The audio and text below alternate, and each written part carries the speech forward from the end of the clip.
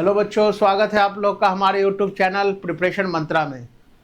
पिछले क्लासेस में हम लोग केमिकल काइनेटिक्स में हम लोग बात कर रहे थे कि कौन कौन सा फैक्टर रेट ऑफ रिएक्शन को प्रभावित करता है, जिसमें हम लोग देखे कि फिजिकल स्टेट ऑफ रिएक्टेंट्स, जिसमें हम लोग बहुत सारा मतलब सॉलिड लिक्विड गैसेस के केस में देखे, होमोजेनियस हेट्रोजेनियस का केस देखे, क्रिस्टलाइन और पाउडर फॉर्म का केस हम लोग देखे। उसके बाद फिर हम लोग देखे इनिशियल कंसंट्रेशन ऑफ रिएक्टेंट, फिर टेम्परेचर, कैटलिस्ट का रोल, ये सब हम लोग कर लिए। और उसके बाद फिर हम लोग केमिकल काइनेटिक्स से रिलेटेड यानी रेट ऑफ रिएक्शन से रिलेटेड कुछ थ्योरी पढ़ रहे थे, जिसमें आप लोग का पहला था आर्हेनियस कोलिजन थ्योरी, जिसमें प्यारे बच्चों आप लोग को हम बात किए थे कि इसमें कहा गया था कि कोई भी केमिकल रिएक्शंस होने के लिए रिएक्टेंट को आपस में क्या करना होगा, कोलाइड करना होगा।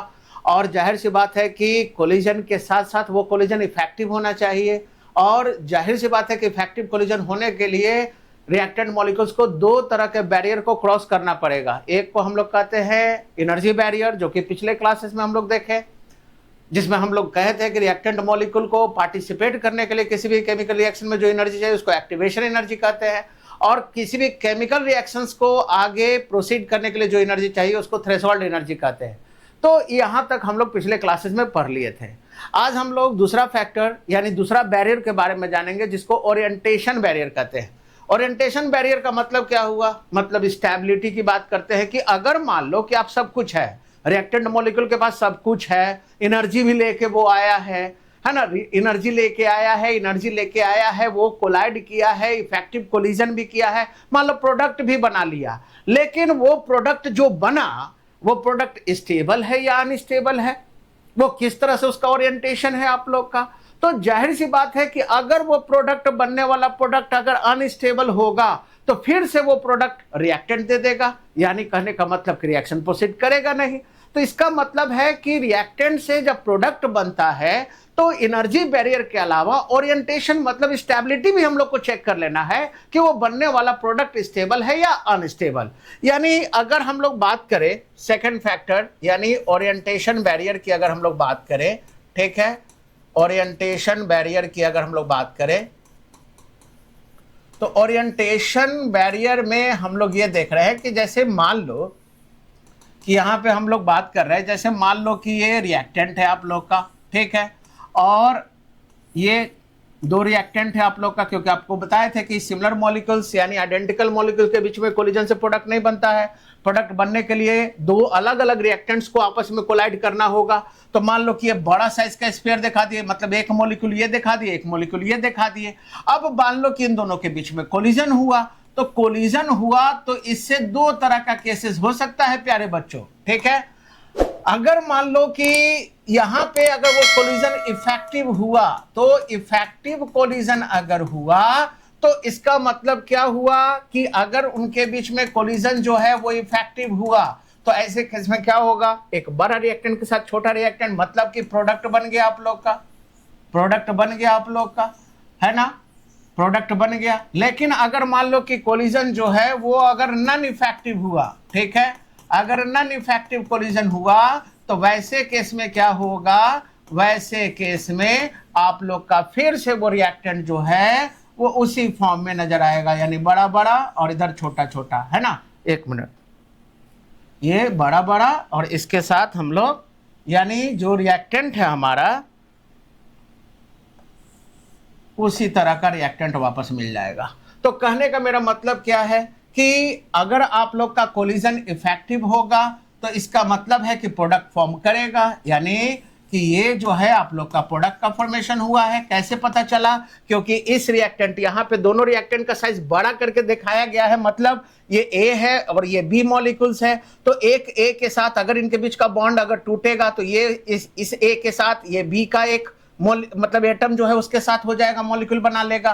तो एक बड़ा के साथ छोटा, एक बड़ा के साथ छोटा अगर इस तरह का बनेगा तो प्रोडक्ट फॉर्मेशन होगा, और प्रोडक्ट फॉर्मेशन हो गया मतलब कि कोलिजन इफेक्टिव है। और अगर फिर से रिएक्टेंट मॉलिक्यूल वापस आ गया इसका मतलब कि कोलिजन इफेक्टिव नहीं है। तो इसका मतलब है कि ये ध्यान रखना है कि हमारा बनने वाला प्रोडक्ट जो है वो क्या होना चाहिए, स्टेबल होना चाहिए। अगर बनने वाला प्रोडक्ट स्टेबल है तो हम कहेंगे कि वो कोलिजन जो है वो इफेक्टिव होगा, और अगर बनने वाला प्रोडक्ट जो है वो अनस्टेबल होगा तो वो फिर से रिएक्टेंट मॉलिक्यूल्स दे देगा, और रिएक्टेंट मॉलिक्यूल्स दे देगा तो वैसे केस में उस कोलिजन को इफेक्टिव नहीं माना जाएगा। तो इसका मतलब ये क्लियर है कि रिएक्टेंट मॉलिक्यूल्स को प्रोडक्ट बनाने के लिए दो तरह के बैरियर को क्रॉस करना होगा according to Arrhenius collision theory. और वो दो तरह का बैरियर कौन कौन है? वो दो तरह का बैरियर है आप लोग का एनर्जी बैरियर, जिसमें रिएक्टेंट मॉलिक्यूल्स के पास एक्टिवेशन एनर्जी होना चाहिए, थ्रेशोल्ड एनर्जी होना चाहिए, और उसके अलावा जब प्रोडक्ट फॉर्मेशन करे तो वो बनने वाला प्रोडक्ट स्टेबल हो, ना कि अनस्टेबल, क्योंकि अगर स्टेबल होगा तो वो प्रोडक्ट एग्जिस्ट करेगा,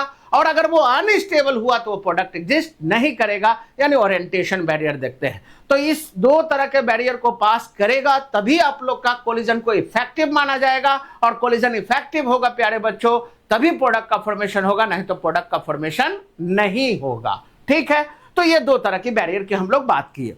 अब अगर मान लो कि हम लोग जो सेकंड है हम लोग जिसको हम लोग कहते हैं, एक तो आर्हेनियस कोलिजन थ्योरी पर है और एक को हम लोग कहते हैं ट्रांजिशन स्टेट थ्योरी। ठीक है, transition state theory. Transition state theory में क्या कहा गया है प्यारे बच्चों, ये जनरली मल्टी स्टेप रिएक्शन के लिए हम लोग जनरली यूज करते हैं। तो ट्रांजिशन स्टेट थ्योरी में क्या कहा गया, इसमें कहा गया कि रिएक्टेंट से डायरेक्ट प्रोडक्ट नहीं बनता, रिएक्टेंट से आप लोग का बनता है पहले, है ना, एक्टिवेटेड कॉम्प्लेक्स, और ये जो एक्टिवेटेड कॉम्प्लेक्स है इसका फॉर्मेशन ट्रांजिशन स्टेट में होता है, और उसके बाद आप लोगों का बनता है प्रोडक्ट। यानी कोई भी रिएक्टेंट जो है वो डायरेक्ट प्रोडक्ट नहीं बनाता, रिएक्टेंट जो है ट्रांजिशन स्टेट में एक एक्टिवेटेड कॉम्प्लेक्स बनाता है आप लोग का, और ये जो एक्टिवेटेड कॉम्प्लेक्स होता है इसका लाइफ स्पेन जो होता है, जीवन काल जो होता है वो काफी कम होता है। ठीक है, यानी कहने का मतलब कि स्मॉल लाइफ स्पेन होता है इसका, है ना, काफी छोटा जीवन काल होता है, यानी ये आप लोग को पता भी नहीं चलेगा कि बना है कि नहीं बना है। तो रिएक्टेंट से पहले ट्रांजिशन स्टेट, है ना, इसको हम लोग इनिशियल स्टेट कहेंगे रिएक्टेंट को, है ना, इसको ट्रांजिशन स्टेट कहेंगे, और इसको हम लोग फाइनल स्टेट कहेंगे। तो इसका मतलब है कि इस थ्योरी में क्या कहा गया ट्रांजिशन स्टेट थ्योरी में, कि कोई भी रिएक्टेंट रिएक्ट करके पहले क्या करता है, एक्टिवेटेड कॉम्प्लेक्स बनाएगा, और बाद में वो एक्टिवेटेड कॉम्प्लेक्स डिसाइड करेगा कि प्रोडक्ट बनेगा कि नहीं। यानी अगर एक्टिवेटेड कॉम्प्लेक्स में अगर ऐसा हुआ, और एक्टिवेटेड कॉम्प्लेक्स में होता क्या है बाबू, ये वो, यानी ये जो ट्रांजिशन स्टेट है इसमें होता क्या है कि जो पुराना बॉन्ड है आप लोग का, ये ओल्ड बॉन्ड जो है वो टूट जाता है, ब्रेक्स, एंड यही वो अवस्था है जहां नए बॉन्ड्स जो हैं, न्यू बॉन्ड्स आर, है ना, फॉर्म, है ना, ये नए बॉन्ड बनते हैं। तो कहने का मतलब कि इस थ्योरी में कहा गया कि रिएक्टेंट जो मॉलिक्यूल्स है वो डायरेक्ट प्रोडक्ट का फॉर्मेशन नहीं करते, रिएक्टेंट से पहले क्या बनता है, एक ट्रांजिशन स्टेट में एक्टिवेटेड कॉम्प्लेक्स बनता है, और एक्टिवेटेड कॉम्प्लेक्स डिसाइड करेगा कि प्रोडक्ट बनेगा कि नहीं, और वो एक्टिवेटेड कॉम्प्लेक्स से आप लोग का प्रोडक्ट का फॉर्मेशन होता है। यानी जिस तरह से हम लोग इस तरह से देख सकते हैं कि जैसे मान लो कि मैट्रिक है, मैट्रिक के बाद बच्चा लोग कहाँ जाता है, इंटरमीडिएट करता है आप लोग का, और इंटरमीडिएट के बाद फिर वो क्या करता है, वो ग्रेजुएशन करता है। तो कहने का मतलब कि ग्रेजुएशन किस फील्ड में किया, वहां से उसका जॉब डिसाइड होता है कि वो बीटेक किया है, कि वो आप लोग का एमबीबीएस किया है, एमबीबीएस किया है तो वो डॉक्टर बनेगा, बीटेक किया है तो इंजीनियर बनेगा। तो कहने का मेरा मतलब क्या है कि ये जो है आप लोग का, अगर मैट्रिक को अगर हम लोग इनिशियल स्टेट माने, ये रिएक्टेंट हो गया, है ना, ग्रेजुएशन को अगर हम फाइनल स्टेट माने, ये प्रोडक्ट हो गया, तो ये एक इंटरमीडिएट स्टेट है। ये इंटरमीडिएट स्टेट डिसाइड करता है ना, यानी ट्रांजिशन स्टेट में इंटरमीडिएट डिसाइड करता है कि लड़का ग्रेजुएशन जो है वो किस चीज से करेगा, है ना, साइंस से करेगा, आर्ट्स से करेगा, कॉमर्स से करेगा, है ना, उसके बाद आगे का ग्रेजुएशन जो है वो कौन से फील्ड में, अगर साइंस से करेगा तो बीटेक करेगा कि एमबीबीएस करेगा, तो ये इंटरमीडिएट डिसाइड करता है। तो इसका मतलब है कि इस थ्योरी में कहा गया कि किसी भी रिएक्टेंट से डायरेक्ट प्रोडक्ट नहीं बनता, रिएक्टेंट और प्रोडक्ट के बीच में एक ट्रांजिशन स्टेट होता है, और यही ट्रांजिशन स्टेट विल डिसाइड कि प्रोडक्ट कैसा बनेगा आप लोग का। और यानी कहने का मेरा मतलब कि इसको हम लोग ऐसे देख सकते हैं कि जैसे मान लो कि यहाँ पे आप लोग का ए और ए के बीच में बॉन्ड है, एक रिएक्टेंट ये हो गया, और एक बी और बी हो गया, एक रिएक्टेंट ये हो गया, दोनों के बीच में बॉन्ड है, तो ये हो गया, इसको हम लोग अगर रिएक्टेंट माने, तो रिएक्टेंट मानने के बाद अब आप लोग का होगा क्या, तो ये तो इनिशियल स्टेट हो गया हमारा। अब इनिशियल स्टेट के बाद ये ए और बी के बीच में क्या होगा, कोलिजन होगा, और उस कोलिजन से आप लोग का एक्टिवेटेड कॉम्प्लेक्स बनेगा। कौन से स्टेट में, ट्रांजिशन स्टेट में। तो इस एक्टिवेटेड कॉम्प्लेक्स में होता क्या है आप लोग का कि ये जो मॉलिक्यूल है इसके बीच में जो पुराना बॉन्ड है वो टूटेगा, पुराना बॉन्ड इनके बीच में टूटेगा और नया बॉन्ड जो है वो इनके बीच में बनेगा। यानी ये बॉन्ड टूट जाएगा, ये बॉन्ड टूट जाएगा और ये नया बॉन्ड बनेगा, नया बॉन्ड बनेगा, तब ये जाके आप लोग का 2 मोल ऑफ क्या बन जाएगा, ए बॉन्ड बी बन जाएगा। यानी आप लोग का बन गया क्या, प्रोडक्ट। और ये प्रोडक्ट जो बनता है ये कौन से स्टेट में बनता है, फाइनल स्टेट में बनता है। तो कहने का मेरा मतलब क्या है कि यही वो एक्टिवेटेड कॉम्प्लेक्स है, यही वो अवस्था है प्यारे बच्चों, जिस अवस्था में आप लोग का क्या होता है कि आप लोग का पुराना बॉन्ड टूटता है और नया बॉन्ड जो है वो बनता है। तो ये आप लोग का ट्रांजिशन स्टेट थ्योरी था। यानी इस थ्योरी में क्या कहा गया कि कोई भी रिएक्टेंट डायरेक्ट प्रोडक्ट नहीं बनाएगा।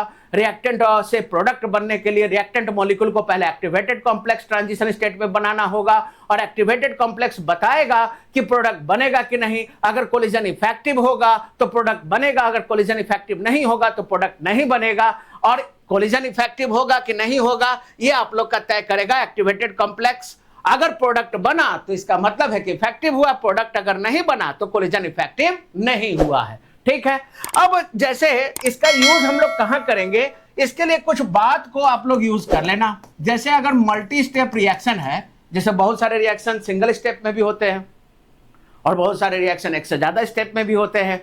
तो एक चीज याद रख लेना कि कितना स्टेप है ना, जितना नंबर ऑफ स्टेप बनेगा बाबू, है ना, जितना नंबर ऑफ स्टेप बनेगा। जैसे अगर मान लो कि कोई रिएक्शन 2 स्टेप में हो, कोई 3 स्टेप में हो, कोई 4 स्टेप में हो, तो जितना नंबर ऑफ स्टेप होगा उतना ही बनेगा उसका ट्रांजिशन स्टेट। यानी हर एक स्टेप में एक ट्रांजिशन स्टेट बनेगा।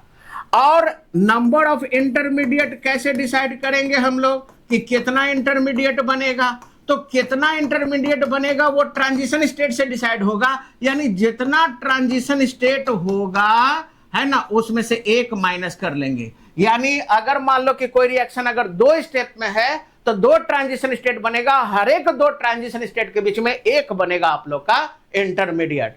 तो जाहिर बात है कि कोई रिएक्शन अगर 1 स्टेप में है तो उसमें ट्रांजिशन स्टेट तो बनेगा एक, लेकिन उसमें इंटरमीडिएट नहीं बनेगा। तो इंटरमीडिएट का फॉर्मेशन कब होगा, इंटरमीडिएट का फॉर्मेशन तब होगा जब कम से कम 2 स्टेप वाला रिएक्शन हो, क्योंकि 2 स्टेप में 2 ट्रांजिशन स्टेट होगा और हर एक 2 ट्रांजिशन स्टेट के बीच में बनेगा एक कौन सा स्टेप, इंटरमीडिएट स्टेप। इसमें एक और बात कि मल्टी स्टेप रिएक्शन की अगर हम लोग बात करें, तो मल्टी स्टेप रिएक्शन की अगर हम लोग बात करें तो उसमें कैसे पता चलेगा। जैसे मान लो कि कोई रिएक्शन अगर सिंगल स्टेप में है तो सिंगल स्टेप वाला ही रेट डिटरमाइनिंग स्टेप होगा, लेकिन अगर कोई रिएक्शन एक से ज्यादा स्टेप में हो तो कैसे पता चलेगा कि रेट डिटरमाइनिंग स्टेप कौन है। तो रेट डिटरमाइनिंग स्टेप जो होगा वो सबसे स्लोएस्ट स्टेप होगा। यानी जो स्टेप सबसे स्लोएस्ट है ना, तो स्लोएस्ट स्टेप जो है वही स्टेप तुम्हारा होगा कौन सा स्टेप, रेट डिटरमाइनिंग स्टेप। तो रेट डिटरमाइनिंग स्टेप किस स्टेप से पता चलता है, जो सबसे स्लोएस्ट है। और साथ ही साथ इसमें हमको यह भी पता चलना होगा कि रिएक्शन ओवरऑल एक्सोथर्मिक है कि एंडोथर्मिक है। ठीक है। तो यहां पे हम लोग अगर एक्सो है तो इसका मतलब है कि डेल एच का साइन जो है वो आप लोग का क्या होगा, निगेटिव होगा। एंडो है तो डेल एच का साइन पॉजिटिव होगा। और अलग अलग स्टेप का हमको पता करना है कि एक्सो है, एंडो है, ओवरऑल क्या है, तो वो हम लोग डिसाइड करेंगे। तो इसके लिए हम आपको एक एग्जाम्पल देकर समझाते हैं प्यारे बच्चों कि इसका यूज कहां करना है, कैसे करना है। ठीक है। तो जैसे अगर मान लो कि कोई ग्राफ अगर दे, ठीक है, जैसे मान लो कि एक ग्राफ दिए, एक्सो और एंडोथर्मिक का ग्राफ तो आप लोग को बताए हुए थे। ठीक है। याद कीजिए एक्सो और एंडो में हम आप लोग को इधर शॉर्ट में बता दिए। एक्सो और एंडो में क्या बताए थे कि जैसे मान लो कि इधर आप लोग का कोई रिएक्शन है, इधर पोटेंशियल एनर्जी है, इधर प्रोग्रेस ऑफ रिएक्शन है। तो अगर मान लो कि ग्राफ अगर इस तरह का आया, ठीक है, यानी यहाँ पे रिएक्टेंट है और यहाँ पे आप लोग का प्रोडक्ट है, तो अगर प्रोडक्ट का पोटेंशियल एनर्जी ज्यादा आ गया रिएक्टेंट से, तो इसका मतलब है कि इसको आगे बढ़ाएंगे। ये हो गया तुम्हारा ट्रांजिशन स्टेट, और ट्रांजिशन स्टेट और रिएक्टेंट के बीच का जो एनर्जी डिफरेंस होगा इसी को हम लोग एक्टिवेशन एनर्जी कहते हैं। और इधर वाले को हम लोग कहते हैं एक्टिवेशन एनर्जी फॉरवर्ड। यानी रिएक्टेंट से ट्रांजिशन स्टेट बनने को एक्टिवेशन एनर्जी फॉरवर्ड कहते हैं, प्रोडक्ट से ट्रांजिशन स्टेट बनने को एक्टिवेशन एनर्जी बैकवर्ड कहते हैं। और यहाँ पे जो है इस प्रोडक्ट और रिएक्टेंट के बीच में जो भी डिफरेंसेस होगा एनर्जी का, उसी को हम लोग इंथैल्पी कहते हैं, चेंज इन इंथैल्पी। और चेंज इन इंथैल्पी कैसे निकलता है प्यारे बच्चों? Activation energy forward minus activation energy backward. तो यहाँ पे साफ देख रहे हो कि एक्टिवेशन एनर्जी फॉरवर्ड ज्यादा है आप लोग का बैकवर्ड से, तो ऐसे केस में क्या होगा? ऐसे केस में डेल एच का वैल्यू पॉजिटिव, और डेल एच का वैल्यू पॉजिटिव तो ये कौन सा किसका ग्राफ है? एंडोथर्मिक का। उसी तरह से एक्सोथर्मिक में आप लोग प्यारे बच्चों देख चुके थे, एक्सोथर्मिक में क्या होगा? तो एक्सोथर्मिक में आप लोग देखे थे, इधर मान लो पोटेंशियल एनर्जी है, इधर प्रोग्रेस ऑफ रिएक्शन है। तो ऐसे केस में अगर ग्राफ ऐसे बना आप लोग का, यानी रिएक्टेंट ऊपर रह गया, प्रोडक्ट नीचे आ गया, तो ऐसे केस में क्या हो जाएगा? ये आप लोग को इसको बढ़ाएंगे, ये हो गया ट्रांजिशन स्टेट, और इसी के बीच के एनर्जी को हम लोग एक्टिवेशन एनर्जी कहेंगे। ये एक्टिवेशन एनर्जी फॉरवर्ड हो गया, ये एक्टिवेशन एनर्जी बैकवर्ड हो गया। और ये जो डिफरेंस है प्यारे बच्चों, this is called del H, change in enthalpy. और वो कैसे निकलता है? Forward minus backward. यहाँ पे साफ तौर पे देख रहे हो कि यहाँ पे बैकवर्ड ज्यादा है, यानी ट्रांजिशन स्टेट से प्रोडक्ट का एनर्जी डिफरेंस जो है ना, वो ज्यादा है आप लोग का। तो इस केस में एक्टिवेशन एनर्जी आप लोग का फॉरवर्ड से ज्यादा हो गया, एक्टिवेशन एनर्जी बैकवर्ड। और जब बैकवर्ड ज्यादा होगा तो ऐसे केस में क्या होगा? डेल एच का साइन निगेटिव हो जाएगा, और निगेटिव होगा तो ये रिएक्शन जो है वो एक्सोथर्मिक हो गया। ठीक है, तो यहाँ पे इतना चीज आप लोग पढ़ चुके थे प्यारे बच्चों पिछले क्लासेस में। तो आज का सवाल क्या है? मान लो कि जैसे कोई रिएक्शन है ना, इधर ले लेते हैं हम लोग पोटेंशियल एनर्जी, और इधर है आप लोग का प्रोग्रेस ऑफ रिएक्शन। तो मान लो कि ऐसे हम लोग दिखा रहे हैं, इस तरह से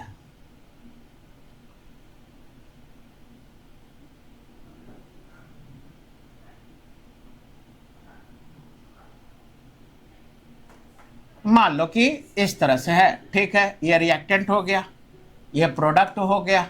तो ऐसे केस में आप लोग से पूछ देगा कि बताओ कितने स्टेप में रिएक्शन है। तो पहला स्टेप कहां से शुरू हुआ?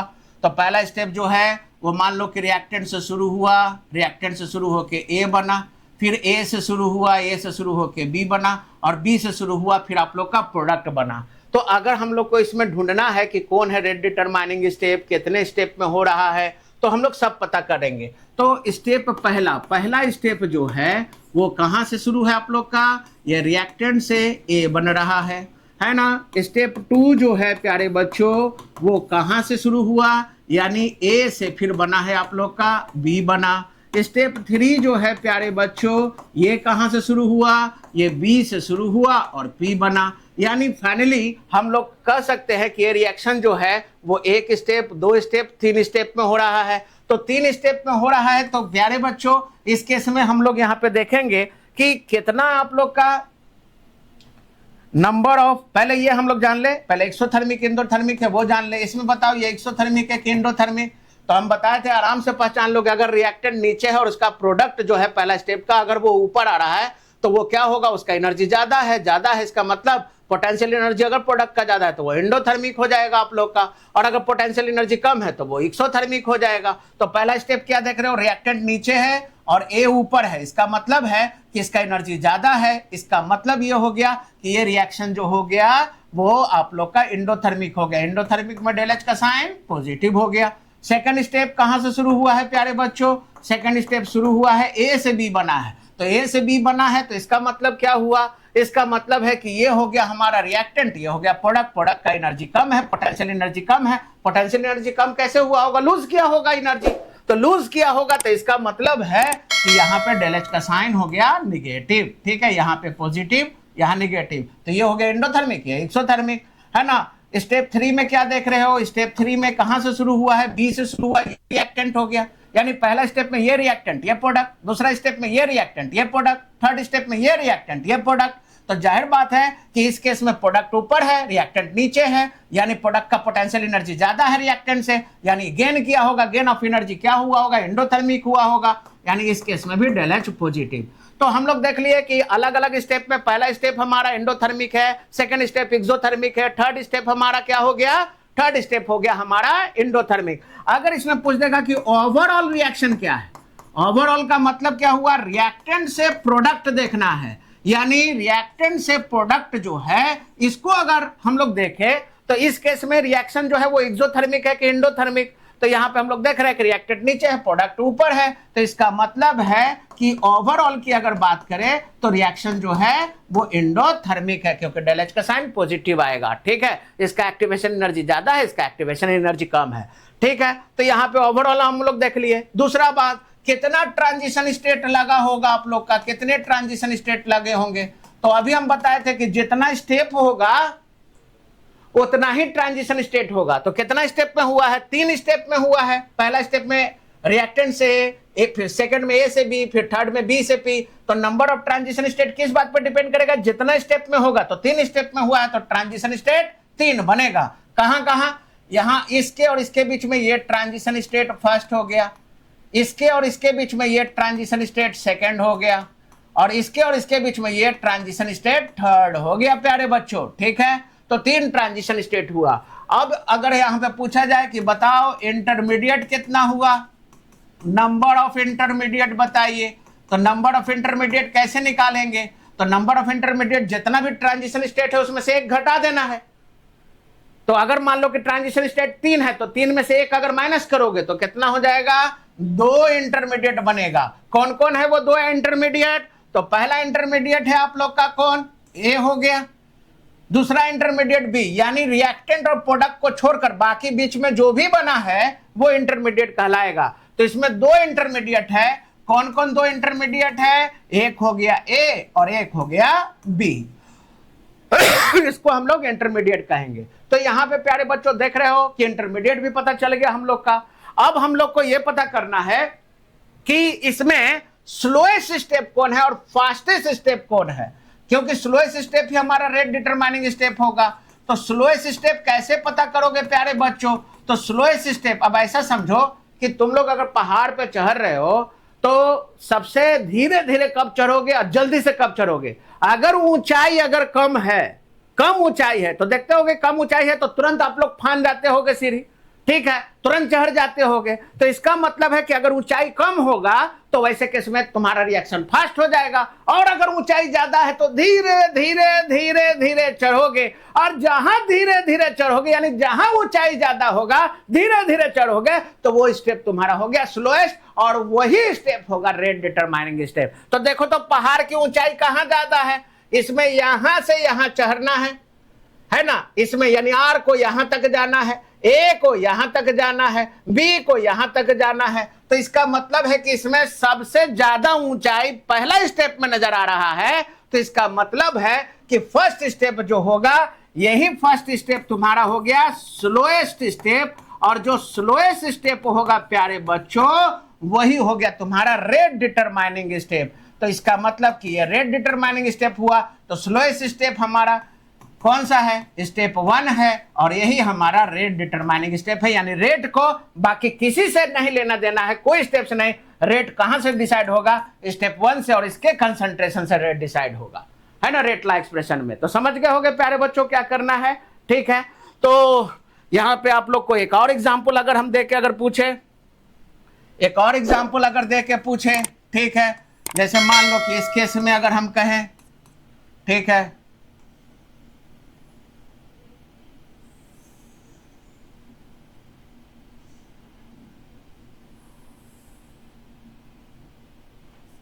ये है तुम्हारा रिएक्टेंट, रिएक्टेंट से बना मान लो ए से बना मान लो बी, और बी से बना तुम्हारा प्रोडक्ट। ठीक है, तो इस केस में अगर हम पूछे कि बताओ कितना पहला स्टेप कौन हो गया, तो स्टेप 1 कौन हो गया आप लोग का?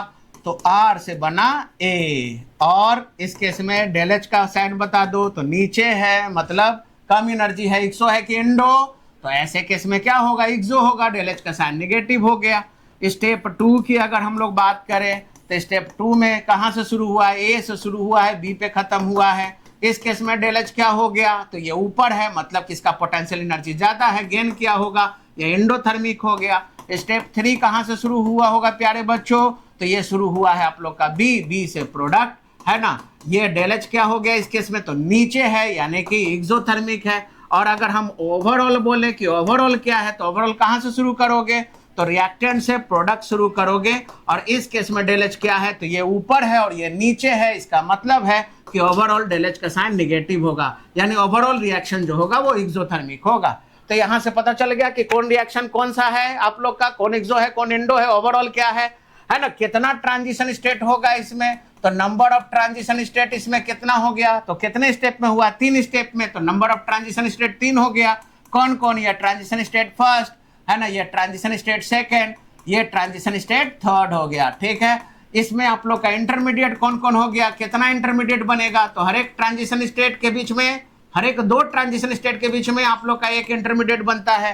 तो नंबर ऑफ इंटरमीडिएट कितना होगा, जितना ट्रांजिशन स्टेट होगा उसमें से 1 माइनस कर देना है, तो 3 में से 1 माइनस करोगे तो 2, यानी 2 इंटरमीडिएट बनेगा। कौन कौन, एक ए और एक बी, ये इंटरमीडिएट हो गया आप लोग का, यानी इंटरमीडिएट हो गया हमारा ए एंड बी यहाँ भी। ठीक है, अब यहाँ पे स्लोएस्ट स्टेप अगर पूछा जाए कि कौन सा स्लोएस्ट स्टेप है, जिसको हम लोग कौन सा स्टेप कहते हैं, रेट डिटरमाइनिंग स्टेप कौन है, तो यहाँ पे देख लेना पहाड़ की ऊंचाई कहाँ ज्यादा बना है, पहला में बना है क्या, आर से ट्रांजिशन स्टेट फर्स्ट, या ए से ट्रांजिशन स्टेट सेकंड, या बी से, तो सबसे ज्यादा ऊंचाई ए से ट्रांजिशन स्टेट सेकंड है, यानी रेट डिटरमाइनिंग स्टेप हो गया कौन सा स्टेप, सेकंड स्टेप। और अगर कोई पूछेगा सबसे फास्टेस्ट कौन, तो जहां चढ़ाई कम है, तो यहाँ देख रहे हो ऊंचाई कम है, यहाँ ऊंचाई ज्यादा है, यहाँ ऊंचाई सबसे कम है, यानी आप लोग का फास्टेस्ट स्टेप जो होगा आप लोगों का वो प्यारे बच्चों हो जाएगा कौन सा स्टेप, थर्ड स्टेप। ठीक है, तो आराम से आप लोग पता कर सकते हो, आराम से आप लोग एनर्जी प्रोफाइल डायग्राम बना सकते हो।